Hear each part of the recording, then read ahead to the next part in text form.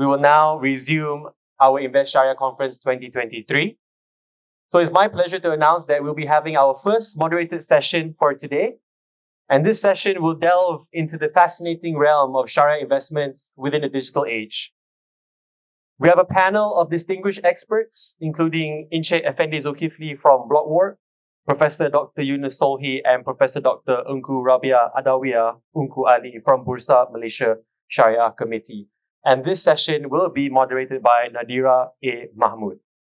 So without further ado, let's welcome our panelists and moderator onto the stage. Assalamualaikum warahmatullahi wabarakatuh. Rabbi shrah li sadri wa yassir li amri wahlul 'uqdatam min lisani yafqahu qawli. Hello, my name is Nadira E. Mahmood. I'm from CGSCIMB. And first of all, I would like to thank everyone for your participation and your support on our event. So before we begin, let me explain a bit of the overview of this session. So session 1, Sharia investment in the digital age, empowering decisions with AI and innovation.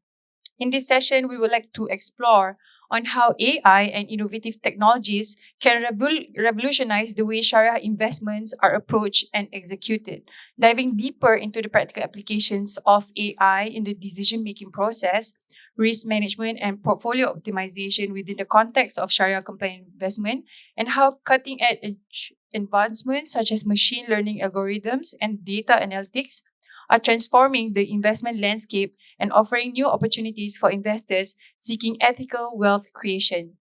Before I begin, let me introduce our esteemed speakers for today.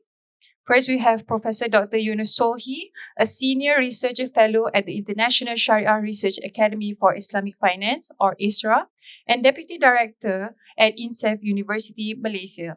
With 26 years of teaching experience, he instructs postgraduate Sharia courses covering subjects like Usul al-Fiqh, Fiqh al-Mu'amalat, contemporary Islamic financial transactions, takaful and retakaful in Islamic capital market.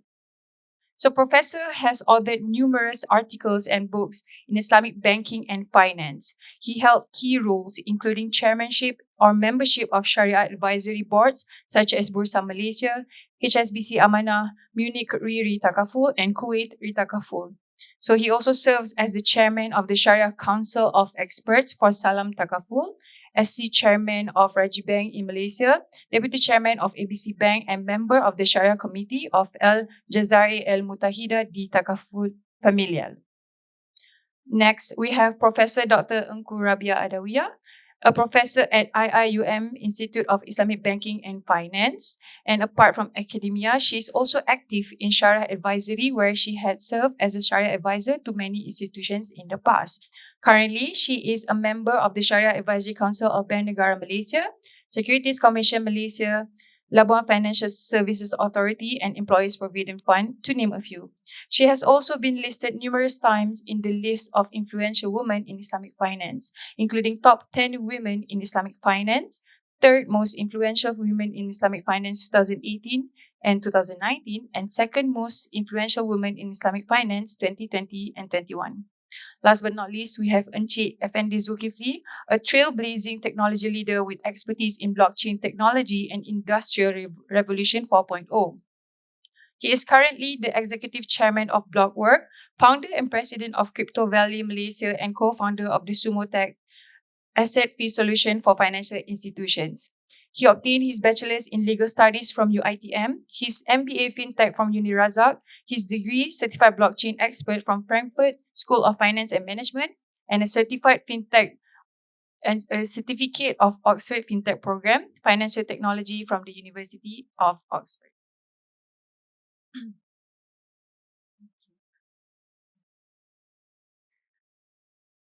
So, before we begin, we would just like to explore the potential of AI and innovative technologies, and I would like to open the floor to perhaps Prof. Ungku or Prof. Yunus, like what strategies and can Sharia finance institutions adopt to ensure that they remain at the forefront of technological advancements, given the rapidly changing landscape of the digital age?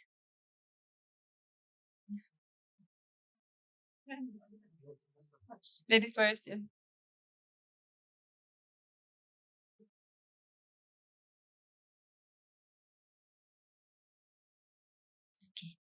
Bismillahirrahmanirrahim. Alhamdulillah Rabbil Alamin. Wassalatu wassalamu ala Rasulillah wa ala alihi sahbihi ajma'in. Assalamualaikum warahmatullahi wabarakatuh and good morning everyone.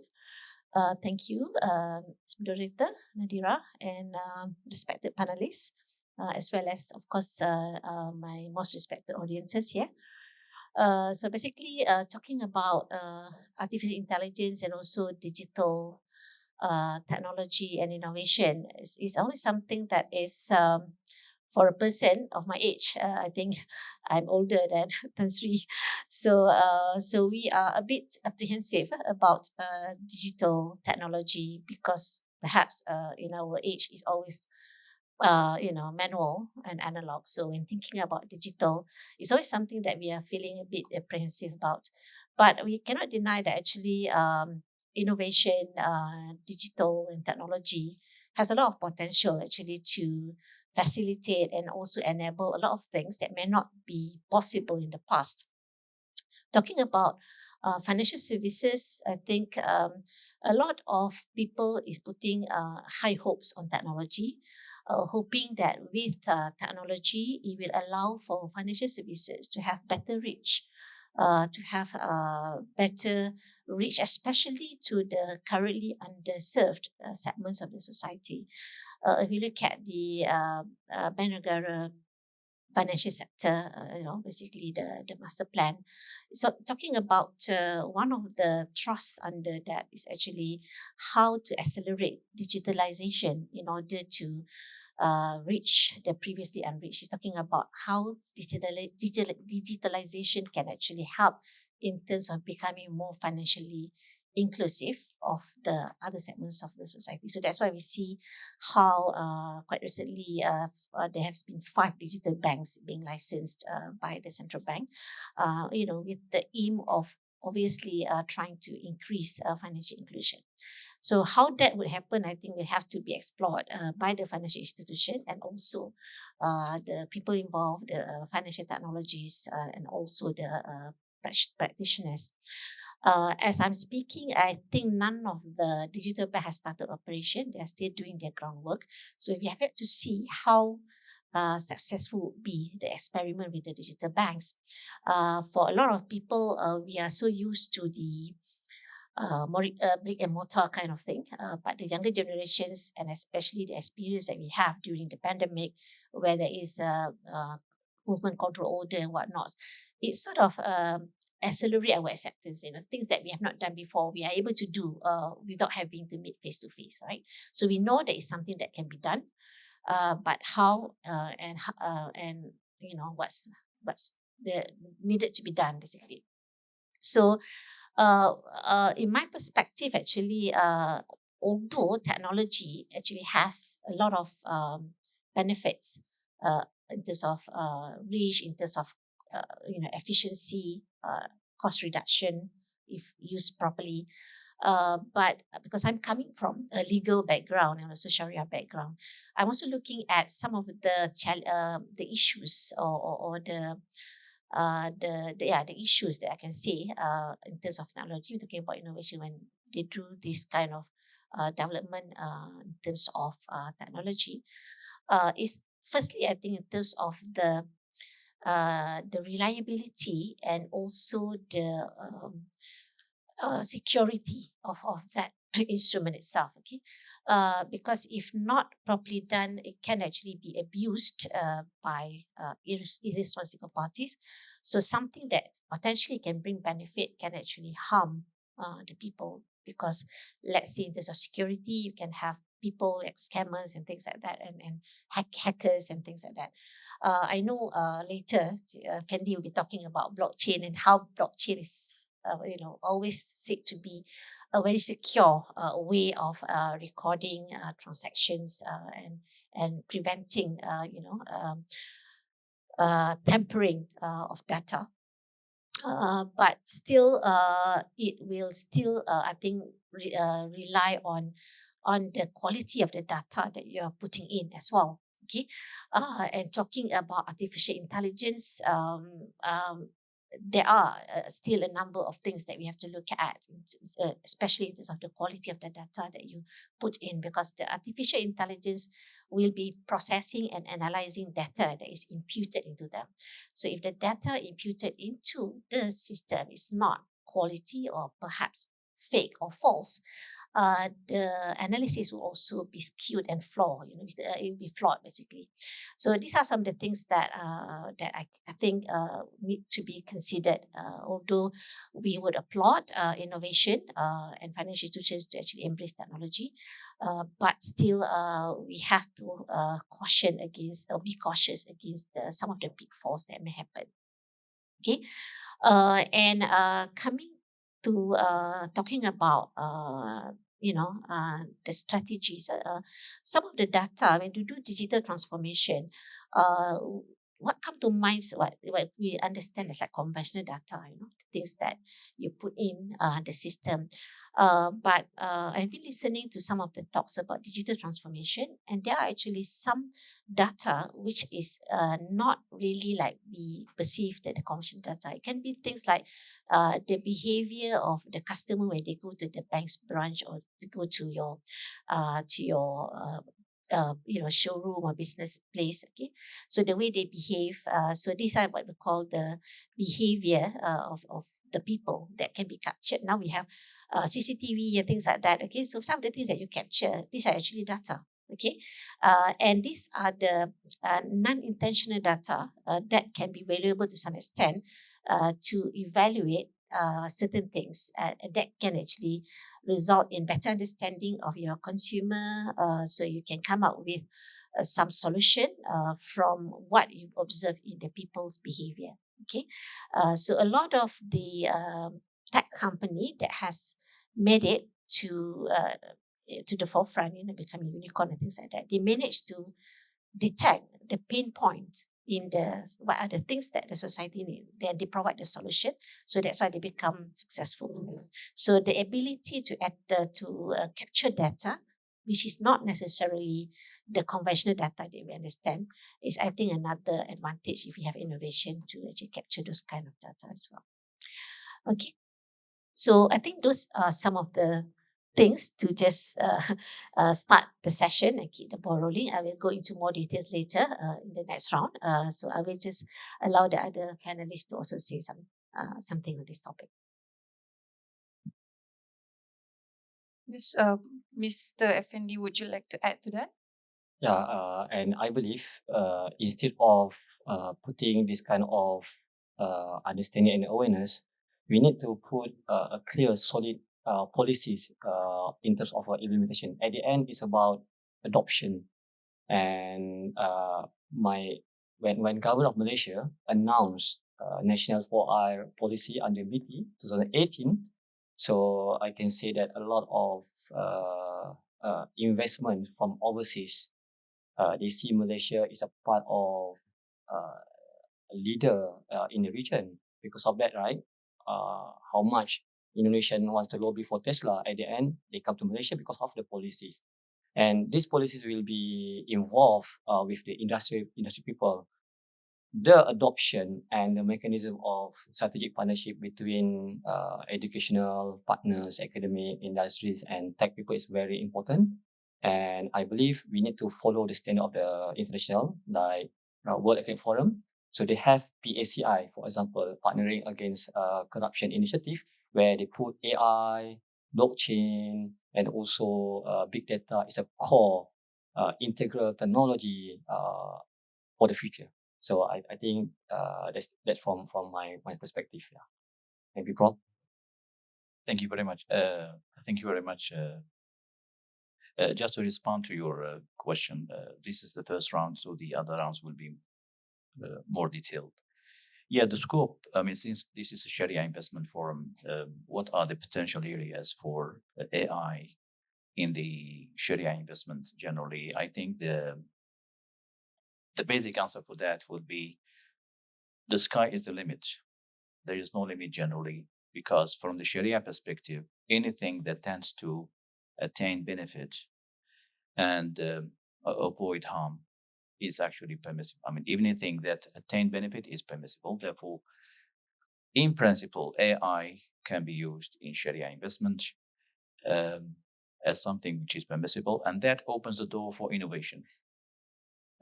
It's not the other way around. AI is not allowed, therefore no, it's the opposite. It's permissible. Therefore, this permissibility will open the scope for innovation. And I suppose, on the other hand, this refers to all areas of Islamic finance, whether it is banking or takaful or Islamic capital market or even social finance.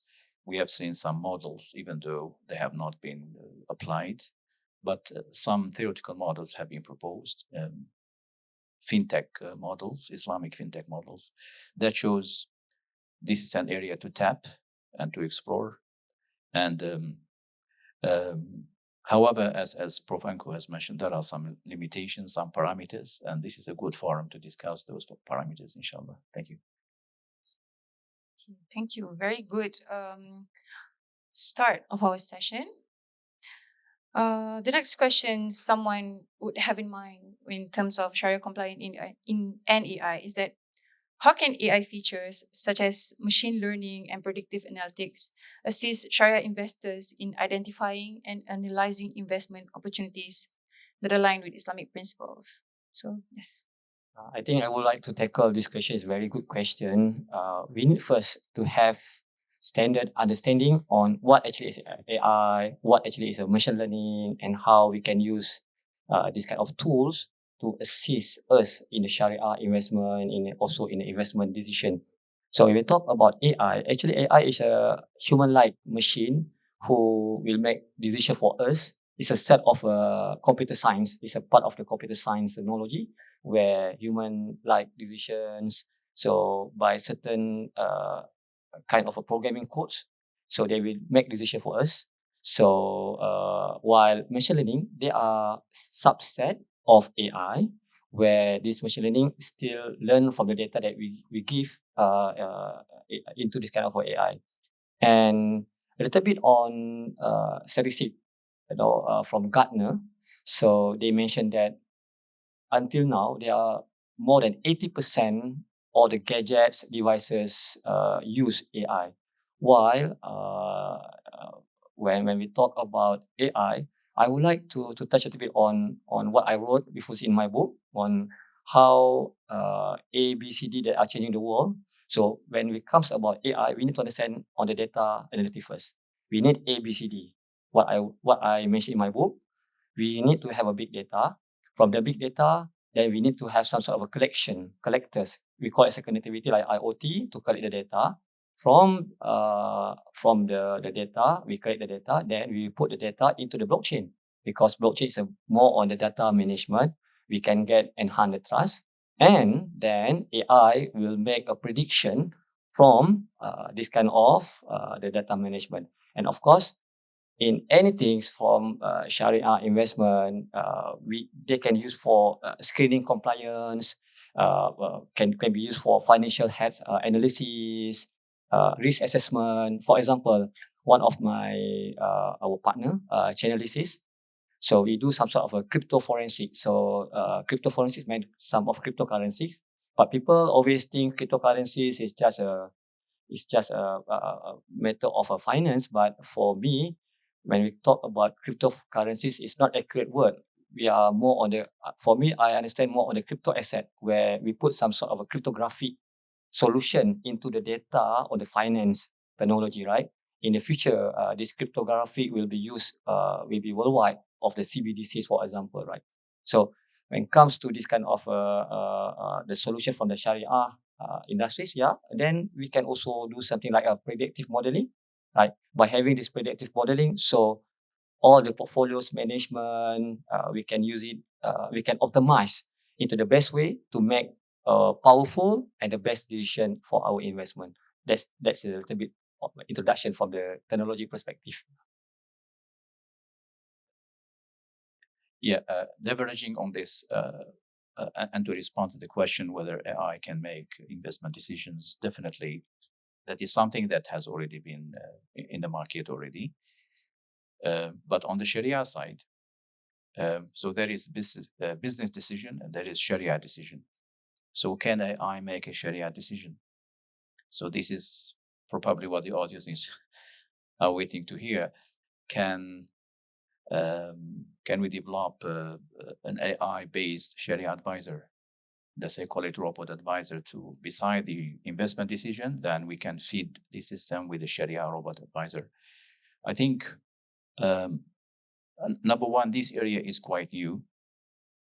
Incorporating Sharia into technology is something that started a long time ago, but it has reached the peak with fintech discussions. But now as we spoke about fintech, the issue is whether we can replace a human Sharia advisor with an intelligent machine Sharia advisor, I would say. I think to cut the story short, AI can provide Sharia guidance, but not Sharia decision. In my humble view, AI can provide Sharia guidance, but not Sharia decision, because when we talk about Sharia decision, we are talking about ijtihad. Ijtihad is Islamic legal reasoning, which has its own concept in Sharia. A mujtahid, someone like Dr. Asnan, mashallah, and Prof. Anku, and all the top Sharia scholars in Malaysia are making an ijtihad after fulfilling certain conditions. The most important condition is the knowledge of the Quran, the knowledge of the Sunnah, the knowledge of Arabic, the knowledge of the Seerah, the knowledge of all the Islamic sciences that we all know. Plus, as Imam al-Ghazali says, الاجتهاد ملكة تنقدح في الذهن وفي القلب.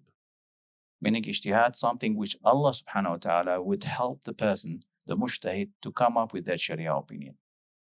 So it's not only data, it is something that relates to God's will. From the Sharia perspective, a mujtahid, scholar, is someone who is reflecting the will of God on earth. Meaning, God wants this to be Sharia compliant or not Sharia compliant. Sharia scholars are the ones who have been delegated to represent this view or to announce this or to make this view using certain methodology, which we call it usul al-fiqh, the principles of Islamic jurisprudence. So before you come up with a Sharia opinion, you need to use certain methodology. This methodology, scholars will study for 7-8 years before they can master this methodology. Only then they have to practice the Sharia decision making before they can come up with a sound Sharia decision. And on top of this, it is something which is not easy to do. I mean, for those who practice Sharia advisory, you will be faced with a number of issues, different scenarios. Sometimes you look at, for example, certain issues based on benefit, maslaha, we call it maslaha. Sometimes we rule something Sharia compliant because we see it is based on benefit. The assessment of benefit will take a number of elements. Before a Sharia committee or Sharia advisor will tell you this is okay because there is benefit. It's not a word to be simply said. It's an assessment on existing data, several dimensions before we can say that. And we believe that this is not the work of a machine. So a robot Sharia advisor can analyze data, can make some kind of guidance, but it cannot make a Sharia decision because it would lack that element of pure assessment of the issue.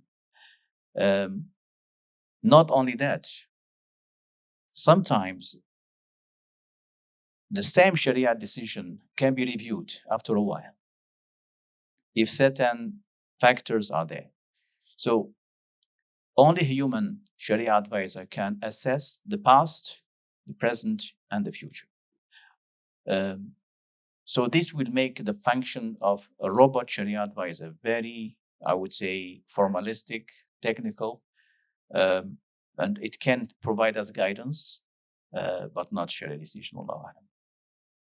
Yes, I really do like when you mentioned that this is not a world for machine, and I think maybe Prof. Anku would like to add to that. Yeah, I just want to add a bit on the question of how AI features such as machine learning and predictive analytics can assist Sharia investors in identifying and analyzing investment opportunities that align with Sharia principles. So, for this question specifically, I would say that yeah, it will help because investors would be having an easy way of trying to get information as to whether a particular investment is Sharia compliant or not by just asking the AI basically, is this Sharia compliant according to Sharia Council or Securities Commission Sharia screening criteria, for example. So it can type it as something that parameters already set in the AI, for example, the screening criteria. So you can actually have you know um, an answer saying that yes, this is compliant with the SC screening, for example, or compliant with another screening provider, maybe Dow Jones or FTSE. So you can actually easily get that kind of information. If such criteria is met or not met. Okay, but there will be another issue if a particular company has certain feature or characteristic or investment opportunity has certain character or characteristic which is not covered in any of the screening criteria. So maybe you can ask the machine to predict, given the previous decisions or screening criteria, what would be the potential status of that investment.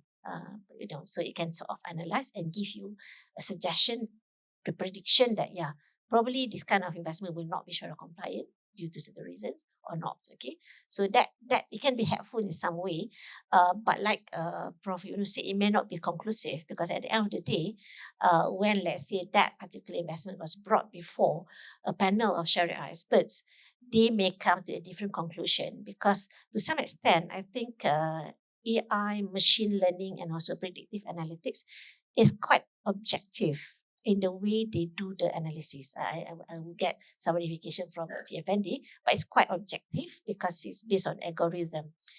But in some sense, actually, the Sharia decision on this particular matter can be a bit subjective because it will look also at some of the subjective elements surrounding the case, because normally when a person is, in terms of the Sharia mind, or to borrow Tansi Daud's terminology, how we actually analyze a particular matter, whether it is Sharia compliant or not. The first thing is we need to understand the factual reality of the case brought before us. So some of the things about the thing that is brought before us can be objectively identified, but some of the things can be quite subjective. So the subjective element is the one that I think AI may not yet come to that level of being able to make decision on subjective matters. Something that relates to some kind of emotion or some kind of sensitivity. So that is, I think, perhaps in my view, with my limited exposure to AI. But on the other aspects, on the objective data, everything, I think it will help us a lot in understanding the reality of and the factual reality of a certain product, right? And another thing that we also look at when we make a decision, not only after understanding the factual reality, we must also know what are the relevant Sharia sources and texts that is applicable to that kind of situation. So in this sense, also AI can help because it's like a search engine that you can get all information about a lot of views and whatnot. But given that Sharia sources are actually mainly or majorly in Arabic language, I'm not sure whether AI has that kind of ability to read Arabic text. So I think there would be a language barrier as well. So the kind of information and resources that is available to current AI may not be adequate for the purpose of Sharia. Resources. So we cannot rely totally. We can help. It can help in terms of the more contemporary resources in English, for example, or already been translated. But it will not be fully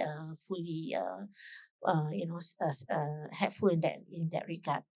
And the other aspect they also look at when making decision is actually looking at the impact or implication from that ruling in the long run. Okay, so here again, I think AI can play a role in giving some impact analysis based on the data. Let's say this product, how it actually impact consumerism, Does it lead to increase in household debt, for example, or is it too risky? So that kind of impact assessment can be, I think, very much assisted by AI and technology predictive analytics. So we have to look at different levels. To rely fully on AI, I think at this stage maybe not enough. So we need still the human factor to come in. But I don't know in the future, once AI has enough data and everything inside there, because it's building up, the kind of data that they are having. So who knows, in the future they can be quite more dependent in kind of more reliable source of how we are going to make decisions in the future.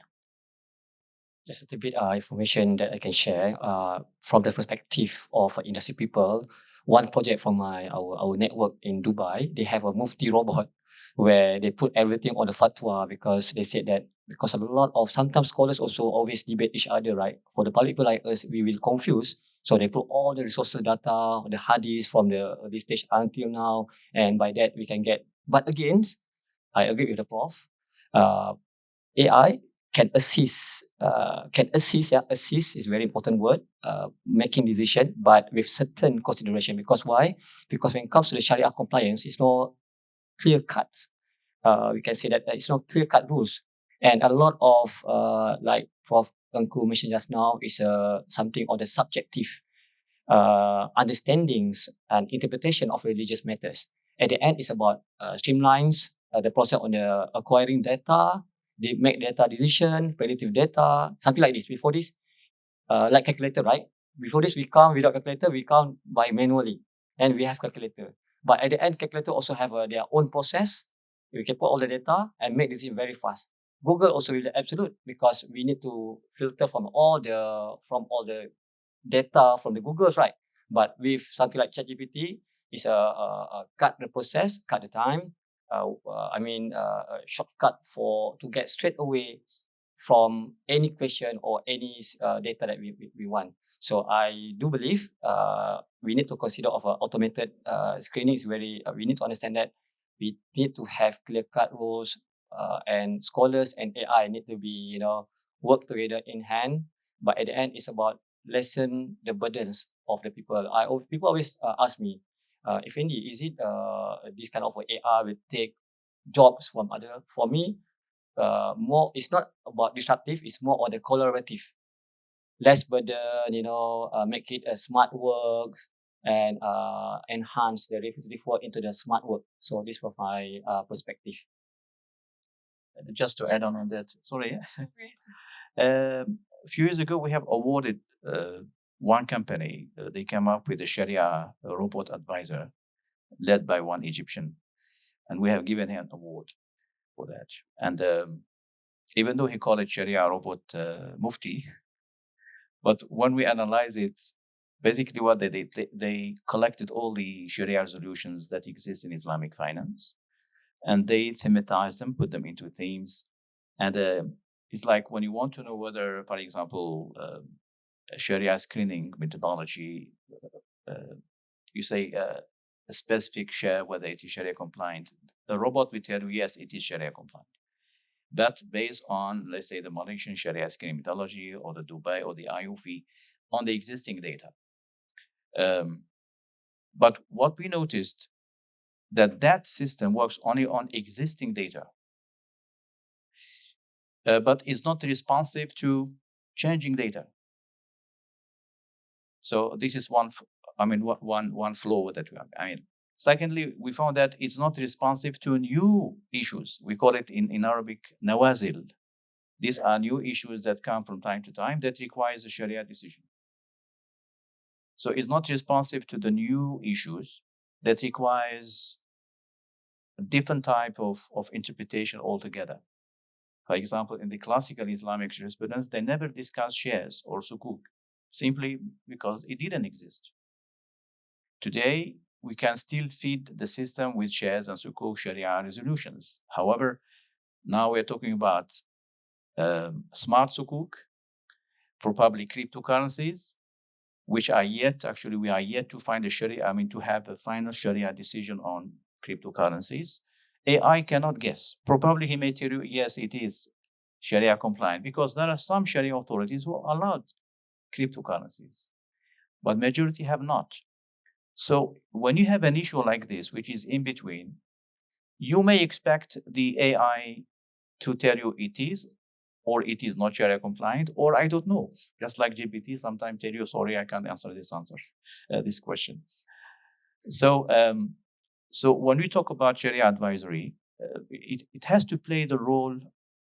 I mean, if you want to automate that, uh, it can, as Prof. Anko has mentioned, it can be useful when we study the impact. In impact, Sharia advisors, before they issue a fatwa, they look into the impact. We call it in Arabic ma'alatul af'al, consequences of act. So if I approve this product, what is the impact on the environment, on society, on governance, on ESG, on SDGs? What is that impact? And to be frank with you, when we come up with Sharia decision, we rely on our, I would say, interpretation to see the impact. But we do not rely on quantitative or well-informed on this decision will have this and that impact on environment, on people, on economy, we don't have that projection. So I think AI come here to tell us if this fatwa is issued, if this Sharia is issued, what will be the impact on certain areas? That will help us in applying what we call ma'alatul af'al, consequences of act, which is an integral part of Sharia advisory. The assessment of maqasid, we always say our fatwa must be maqasid compliant, and now everybody is talking about maqasid, halal and tayyiba, tayyib, and all this framework, VBI, VBIT. How do we make sure our investment is BBI compliant and BBIT compliant? Yes, we have come up with scorecards and some metrics, but that will assess the existing performance. How about the futuristic one, the impact? So here, I think we need AI to come and help us in this. Wallahu alam. MashaAllah, thank you, Prof. I think it's very interesting that you highlighted that, because our next question is that what collaborative efforts can be made between Sharia scholars, financial institutions, and technology companies to foster innovation and overcome challenges in Sharia investment? So I think it's a very good question when it comes to joint forcing between the industry and Sharia. At the end, we want to maximize the profit, right? In order to maximize the profit, we need AI to make faster decision that we need to have on a real time. So because of that, for example, my company, we are working on a robot advisory where we combine all the portfolios in the stocks, in the cryptocurrencies that already recognized by the SE Tasri. We are not against your bursa, following the SEs, Bank Negara, and comes, later on CBDCs, right? Central bank digital currencies will be in the future now. With the value of the trillion market of cryptocurrencies, so I think I'm the blockchain guy. I'm not the cryptocurrencies guy. Blockchain means that data management to enhance the transparency, integrity. It's not just cryptocurrency is part of it, but for me, in how we manage the data properly, how we can ensure the safety and integrity. So I think very important to have this kind of thank you to Busa. It's a very powerful joint workshop and trainings. We need to have more what we call tech driven what we call idea concept.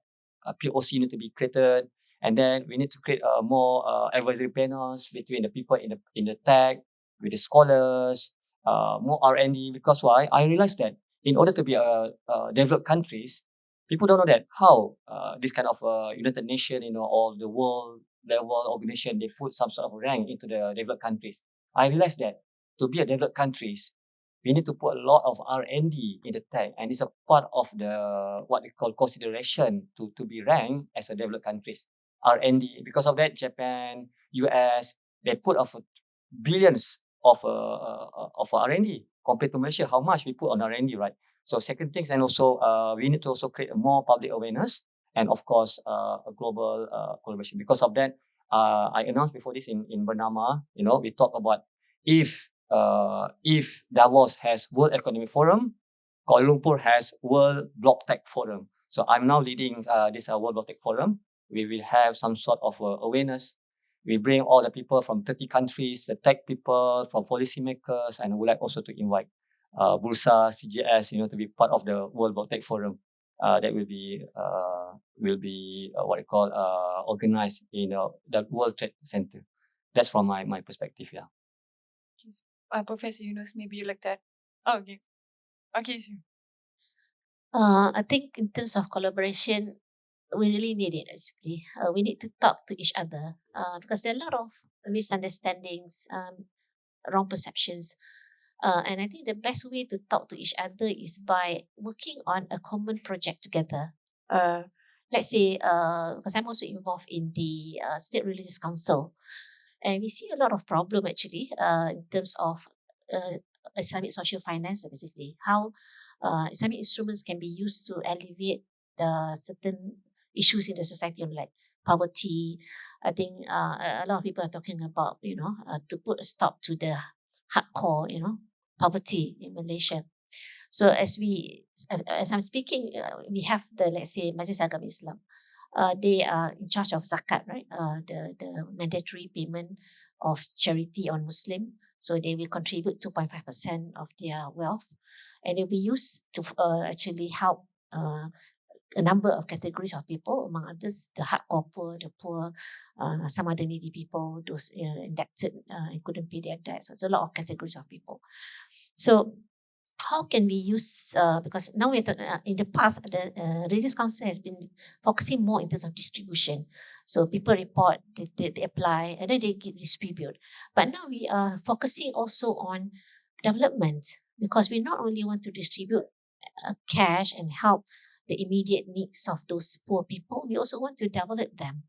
So I think in the development aspect of the asnaf or of these people, we need actually AI and machine learning and predictive analytics, because we want to analyze how their behavior, their attitude, and then how we match it with the employment opportunities, So actually there are a lot of employment opportunities. Like I've just known that, let's say, even the BKL, they have a lot of apartments and flats. They actually need a low tech people who's going to manage the flats in terms of cleaning, in terms of being just a clerk, security.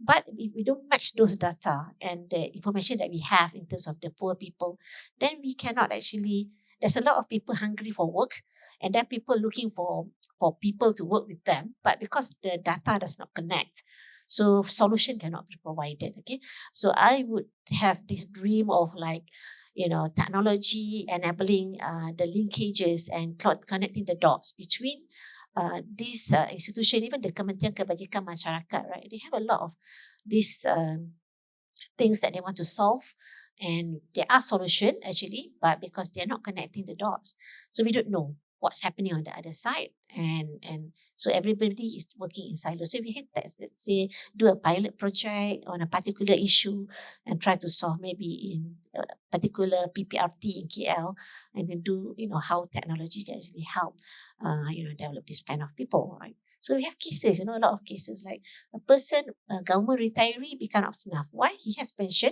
but he have 5 children, 5 grown-up children who has not managed to get any jobs. So that's why, as a household, they become hardcore poor, although the pension may be like 2,000 per month. So how do we help those children to get jobs? We need data, obviously. Yeah. So this kind of things, I think that I can sort of actually just share some of my views here. Yeah.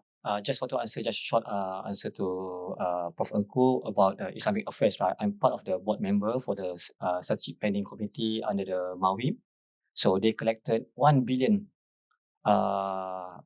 zakat for Asnaf. So because I'm part of the team on I'm the chairman for the enterprise architecture for the whole MAWIM. Right? They have a Asnaf profiling. It's very good, powerful in terms of to give an impact reports into the donators as well. So and then at the end also we want to ensure also the quality of distribution of the zakat by using AI.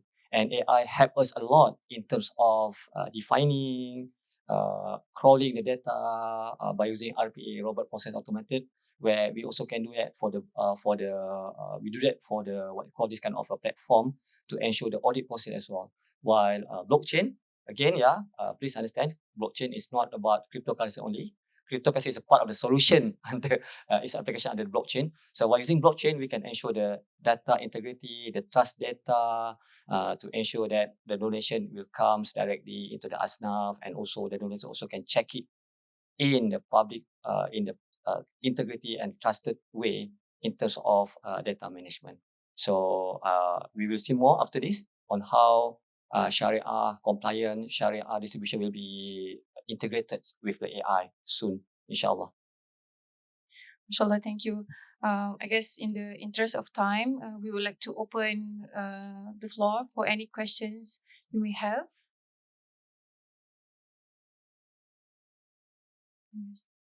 Yes, please.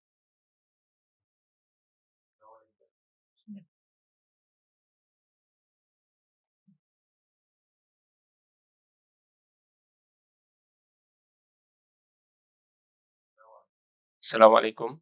Arham from Shariah Bursa. I have two questions. I think one is for Prof. Nku.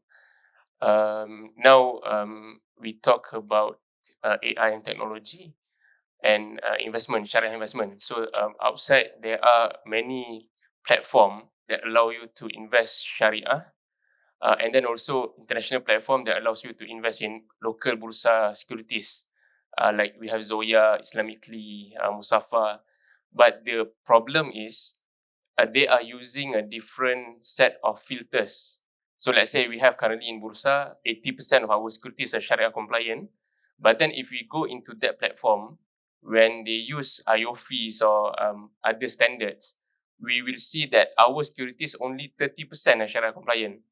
So my question is how, maybe if there is any discussion on the SC part, SAC SC, how do we streamline or make our Sharia methodologies consistent with the international standards? So that's the first question. The second question, I think for FND, recently SEC, the Securities Exchange Commission, has regarded all crypto as securities, but not Bitcoin. So do you see that as a exciting news for crypto traders, or is it a negative news for crypto traders? Thank you very much. Okay, thank you, Arham, for that question. I think basically we realized that there are some gaps or difference of view between the SC screening as compared to other international screening provider like IOFI and whatnot, Sharia standards. So I think Sharia resolution is dynamic. I think we continuously revise. If you notice previously, our Sharia screening only have the activity ratio, and then we revise, and then we have the financial ratio, and then we do revise certain things, inside there, and even that our current chairman is also in the Sharia board of AOFI. So I think the talking points is much closer lah, basically. Some of the resolution that we met actually was a long time ago, right? So we have revised, for example, our resolution on preference shares, So and to some extent also some of our resolution also relates or is common with the resolution at the Bank Negara. So we had in the past combined Sharia resolution of SC and also Bank Negara. And Negara also had the initiative. We have Saizam here on the CSAA, the Central Sharia Authority meeting. So we're trying to see and discuss on common areas, where are the ways that we can actually try to harmonize, certain of the practices and views as well. So I think moving forward, I think we are trying to perhaps closing the gaps, but sometimes it may not be possible to have uniformity throughout because we are having different circumstances compared to, let's say, DCC. The way things are, the circumstances, the reality in this region is perhaps different from the region. We have tax regime and a lot of other things as well. So uniformity may be like quite difficult, but harmonization, I think perhaps is people. So let's see how it goes, but there are efforts towards that, inshallah. Okay, the second question is quite exciting question actually. I need 3 days, 3 nights to elaborate on that question actually. But it's okay, I make it short. When we talk about cryptocurrencies, actually it's not cryptocurrency.